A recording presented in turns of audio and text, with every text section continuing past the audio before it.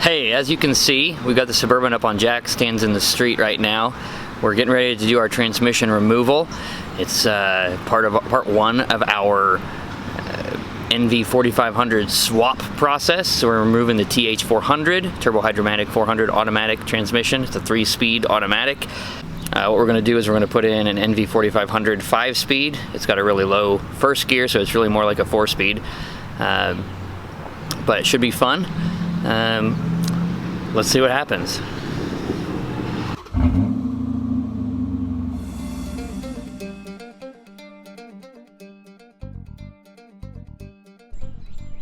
We're going to start off on the rear drive shaft, and I'm just going to mark one side of it so I have the proper orientation for it.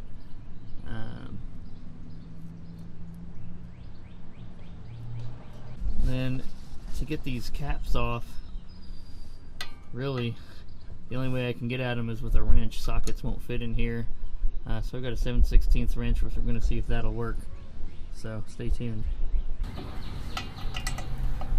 I used a little heat to get this loosened up, so I will do that on the other side too. You don't want to heat the actual bolt, you just want to heat the metal around it. There we go. And there's enough room under here that you don't really have to rotate the drive shaft to get the other bolts that are on top here. You can just heat it, and then you can get at it with the wrench here. So that's what I'm going to do.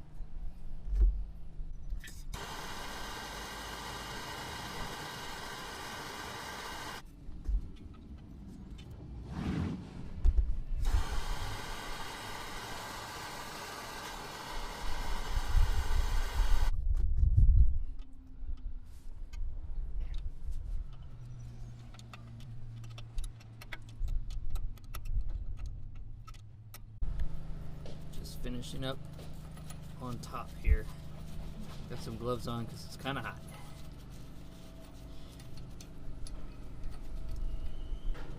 It is a really tight fit there.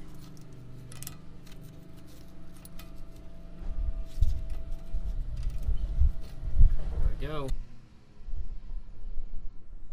What I ended up doing here on this back flange, the U-joint was rusted to the flange. So I took a socket that was about the same size, probably even could have gone with a little bit bigger socket, and I hit it with a hammer, and that finally busted it loose after about 2 hours of soaking with penetrating oil. So we'll see if we can get it out now. I've been rotating it and going side to side. You can see that this side isn't as far out, so I'm going to try to get that a little bit better with the socket.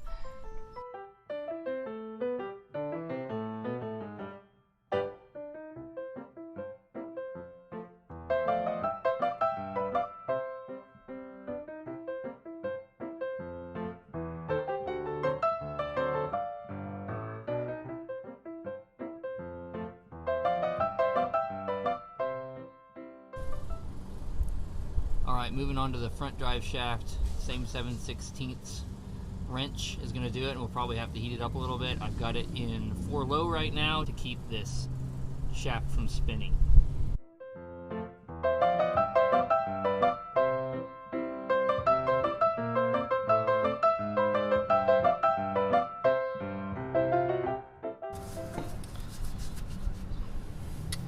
Alright, I put the transfer case back in too high so I could rotate the shaft, and after I rotate it, I put it back in 4 low so it won't rotate anymore. I'm going to heat the flange up, and then I'm going to take these bolts out. If these bolts are really hot, you can take a socket and put it on there and just twist them out once they're loose enough to loosen by hand. That's what I'm doing here. Now we're going to move from the front of that front drive shaft to the flange on the transfer case side. We've got 4 bolts there too. I'm going to heat them up, and then I will loosen them, and that is a 5/8 wrench that I'm going to use to loosen them.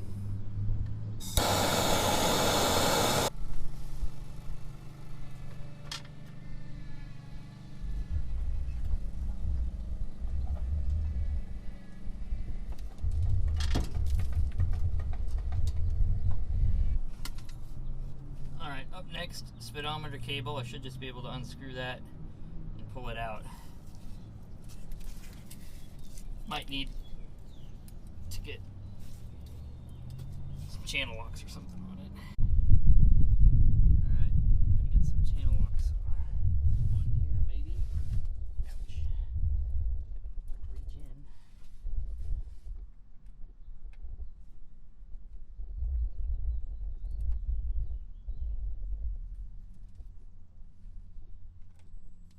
Started. There we go.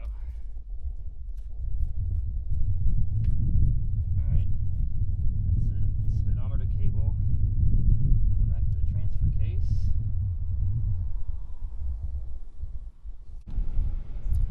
Alright, next up I'm going to unhook the transfer case linkage, and it's a little hard to see, but there's a cotter pin right here that's wrapped around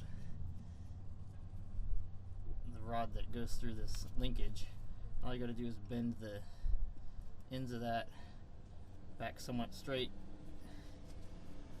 and I think I might be able to push it through without getting a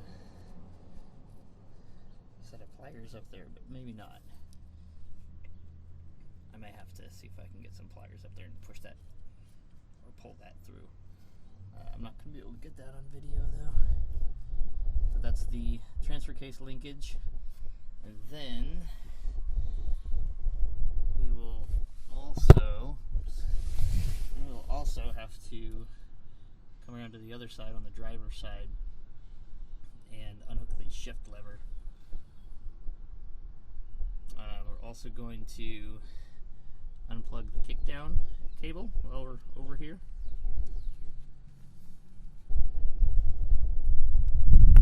There, got it. The shifter linkage is unhooked. Just to let you know, I launched the cotter pin. It's probably somewhere up on top of the transmission or flew completely over the other side. So we might find it when we get the transmission out. We're probably going to replace that pin anyway. Actually, we're not even going to have that linkage because we're changing to a manual transmission, so never mind. I was able to get the pin out of this linkage for the transfer case, and that just comes out like that. Alright. And then I'm also going to unhook this vacuum line from I guess that's a modulator valve. And we're just going to pull that off. Maybe. Yep. Alright. Last thing I've got to do on the passenger side is get up here and unplug the 4x4 switch. It's on the transfer case, kind of right above where the linkage comes up there. So that's unplugged now. I think that just tells you when the 4x4 light's on. So the next thing I think we're going to do is drain the transmission fluid, which some cases have a drain plug in the oil pan for the transmission fluid, so I got lucky. I can use that to drain the transmission, and then we will get around to unhooking these transmission cooler lines. So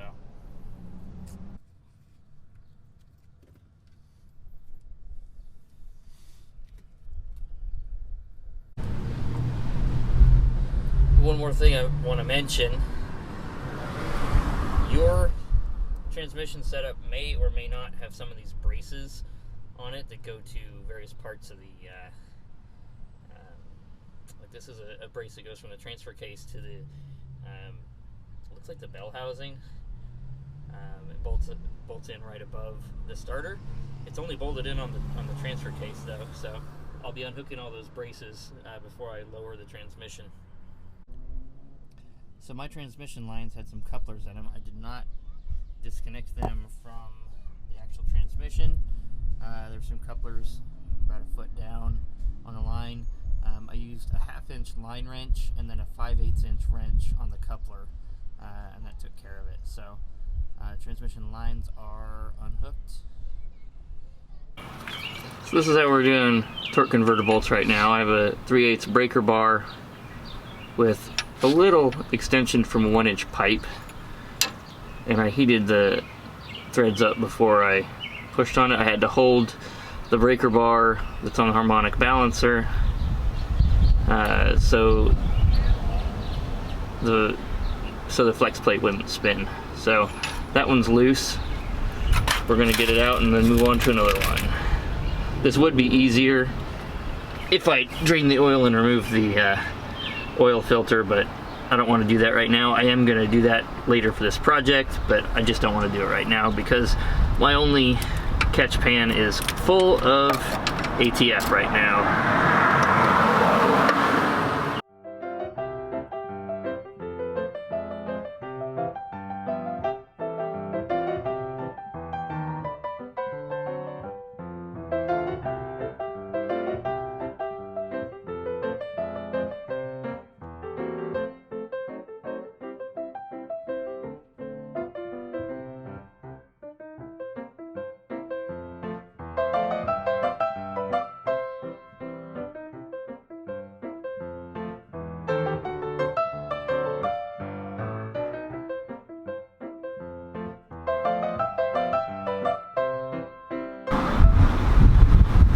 So we have unhooked the rear drive shaft and removed it.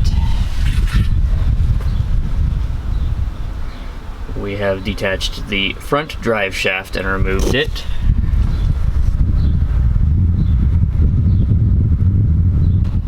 We've disconnected the transmission cooler lines. We have drained the transmission, disconnected all the electrical connections from the transmission and transfer case, including the speedometer cable, the kickdown switch right there,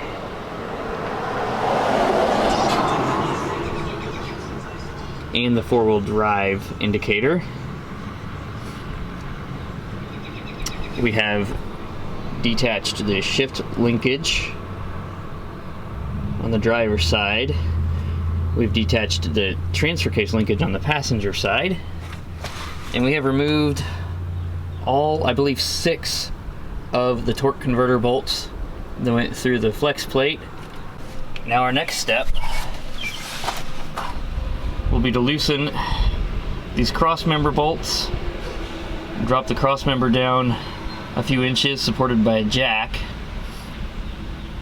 and that should tilt the transmission back enough that we can get to some of those the 2 top bolts that bolt the bell housing to the engine.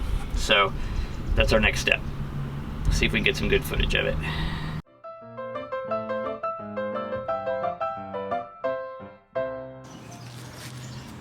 At this point, when you're loosening the bolts on the cross member, you're going to want to support the cross member or the transfer case with a jack, which you can see behind me I've got going on there. So I'm going to keep working on bolts, and we'll let you know when it's lowered down a little bit and we can see those top bolts on the bell housing. Alright, here's where we're at. Cross member has been loosened. The bolts are loosened, all 4 of them. And we've got the transfer case supported with a jack. We're going to lower it a little bit. Let's see if we can tilt this engine back, this transmission back, to get to the top bolts on the bell housing. Let's see what we can do.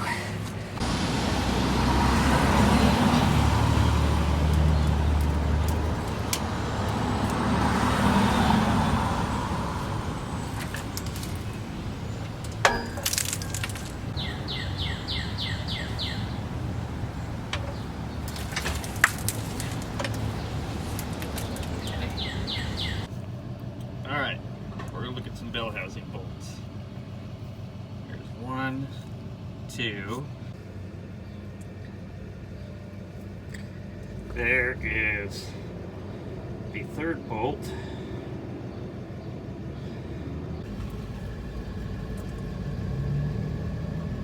it is. All right. We're going to use a long extension to get to those. So here's what I got going on for extensions. It's a 14mm socket. I've got a bunch of, it's kind of a mishmash of 3/8 and 1/2 inch extensions. Probably there's at least 3 feet of extensions there. I got it loose with a breaker bar, so that's the first top bolt. It's loosened. We'll see where we can go from here. There's that other top bell housing bolt loosened. It turns out I had 4 feet of extensions with a U-joint on the end. May not need the U-joint if you've got enough extensions. You get kind of a bow in the extensions there, and you might be able to get it out, or if you just got a flexible fitting on the end, that would help too. So now I'm gonna raise the transfer case back up a little bit, and we'll undo the other transmission bolts. Okay, moment of truth. All the bolts are out. The cross member is free floating right now. Everything's being supported right now by the transmission jack. We'll see if we can pull it back and lower it.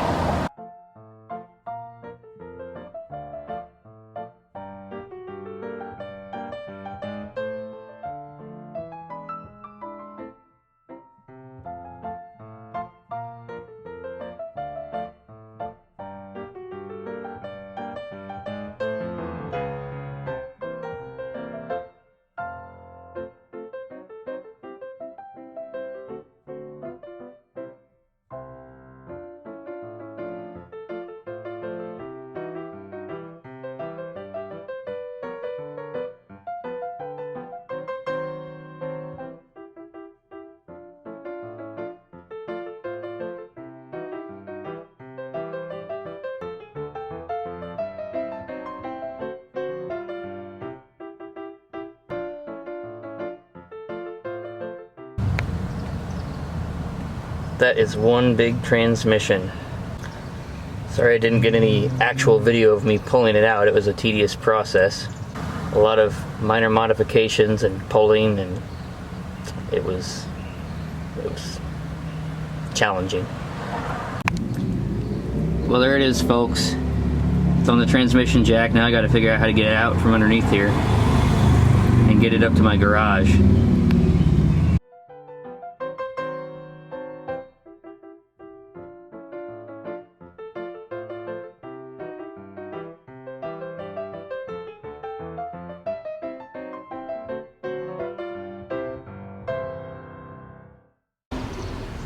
That is it for part 1. There's a nice little incline on the way up to my garage. It's hard to push a 200-pound transmission up that hill. Hey, tune in again, subscribe, hope you like this video, because there's more to come. We're going to convert the Suburban to manual transmission. So we got an NV4500 and all the parts we need to make the truck a manual. So stay tuned, and we'll get those new videos out soon.